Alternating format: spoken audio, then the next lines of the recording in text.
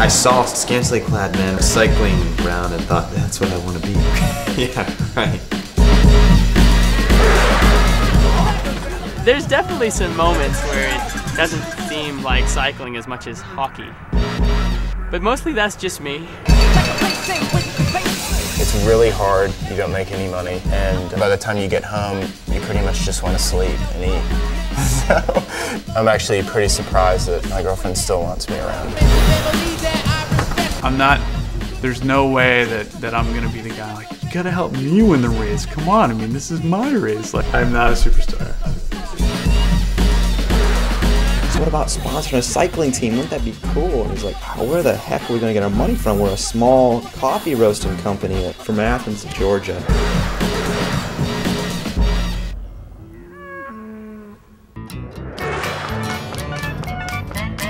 That was the deal with sponsoring the team, is we didn't have any money to risk. At the time, we had 3 coffee shops in Athens, Georgia.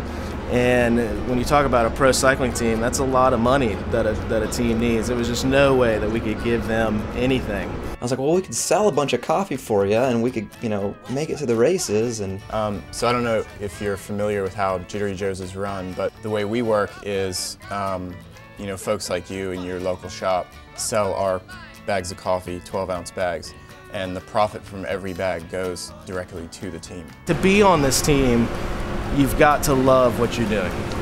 We're not convincing anybody to do anything. We don't have that kind of money.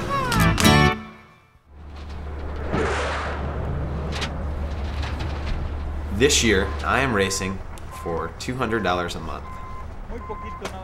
For 10 months. Not even 12, 10. 10 months. I went to Vanderbilt University. I studied human and organizational development. So fucked up. I graduated in May and I was already knee deep in racing. It's hard to live on what we're doing.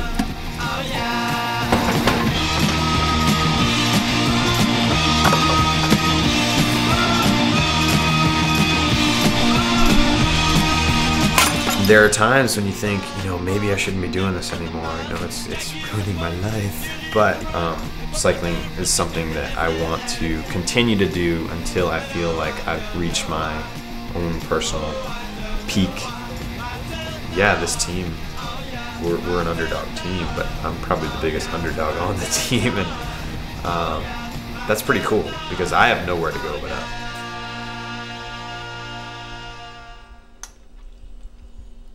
Actually we're really starting this week. We're kind of getting back into the full-on training deal. So we'll be seeing more of each other because cycling kind of moves to the forefront. Thanks, man. With Christian and I living together and then, you know, training a lot together, that's a lot of time together. You're eating, sleeping, drinking, and every time you're sitting around thinking cycling. Yeah, you gotta do something, you know? Cycling doesn't really make you smart. I think it definitely makes it harder as you get older. And now Johnny calls me Dad. Yeah, because you're the mature one of the team. You know, I've been a pro for several years now, and it's still a struggle to do it for a living. He gets frustrated. It's hard to live as a cyclist. How you doing tonight? Well, the main thing that I do now is valet, park cars. As far as part-time jobs go, I think it's great. I mean, you have potential to make a lot of money in one night. Thanks, appreciate that. There's that pressure when they get off, you know, from racing that they have to go and get a job. In the middle of that job, they actually have to race. To have a relationship with somebody who travels a lot and is on the road a lot is difficult. I miss him. Yeah, I do. I try to spend really a lot of time with Jen because I know when the season comes around, you're not a very active, fun, I think, boyfriend. I think it's hard to balance that out. The biggest thing to me is the Jittery Joes, the guys that I race with. I really signed on again for 2005 because of the guys.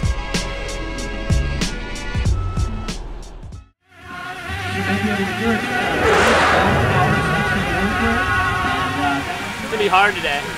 Very heavy mud. I'm not nervous, no. It's another day at the office. Everyone on the team has their role. I think that my reputation as a wild card can almost be a bonus at times because people will think twice before they tangle with you. Well, I live in Seattle, Washington, and I've been out here for the last almost 2 weeks doing cyclocross races.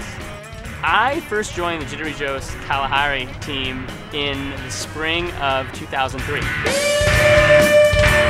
I really enjoy my role as being sort of the glue that holds it all together at times. And in that role, sometimes you have to play enforcer. You threw your bike into the spoke, or to your right? Catching the bike. Always. You know, if I was going to pick one guy on the team who was going to get in a fight, it'd be Johnny. I had another rider from another team come after me with a 2x4 last spring. That Johnny's son, he's a sly SOB. He's a great guy, but when he gets aggro on the bike. It was because of people like Johnny's son while they invented Ritalin. I haven't really been in any other fist fights at a bike race recently. This year.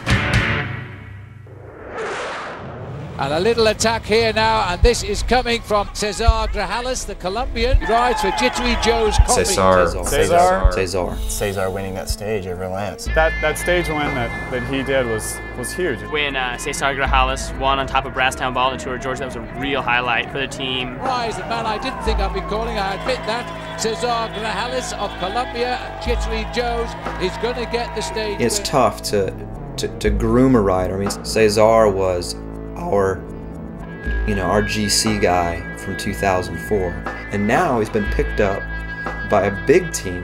When we found out that we weren't going to have Cesar back, then I started looking around. I was like, okay, I need to find a leader.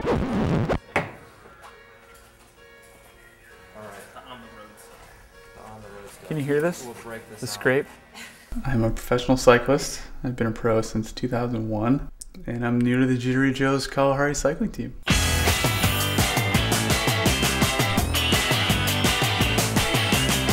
Tim is the other main reason that I want to race for the team. I have a great appreciation for Tim, and I'm sure that he doesn't even realize how much I look up to him and appreciate. It's my job to either be the guy to win the race or kick somebody's ass so that they win the race. Any one of us can win the race. Jeff Hopkins, our Australian sprinter, he'll be back. Tend to be a fair bit faster than most other people, so that's the biggest thing that I bring to the team. Thad Doolin comes to us from the Colavita cycling team. You know, I thought it would be a great opportunity, so I said sign me up. Jeff Kabush, world-renowned mountain biker, and he's going to race on the road, and he's going to really surprise some people. Look forward to trying to give some of the bigger teams a run for their money at the big races. One of the biggest parts of this team is a very close-knit group of guys. And the relationship between the riders is not necessarily strengthened when we're on the road, but strengthened through the fact that it's tested very heavily when we're on the road. We might all be crashing on a floor down in a basement, and you know, you have to be almost obnoxiously social. I know when the season comes around, I get my fill of those guys. Save fashion. Yeah, Christian's a pretty boy. You should see our bathroom. He has so much product. It's unbelievable. More products? Are you kidding me? The guy's got like all this like high-dollar Kiehl's shit in the bathroom. That's bullshit. Well, I'd say we have an equal amount of products. It's part of the job is just spending a lot of time on the road, in the van, living in a hotel. Like being a bit of a schizo, I think, leading two separate lives, but it's it's hard to be away from your family and that, obviously. Why are you doing this? You know, you're making $250 a month in a stipend, and then you have to make, prize money to pay your rent or to buy your food for that week. Why are you doing this to yourself?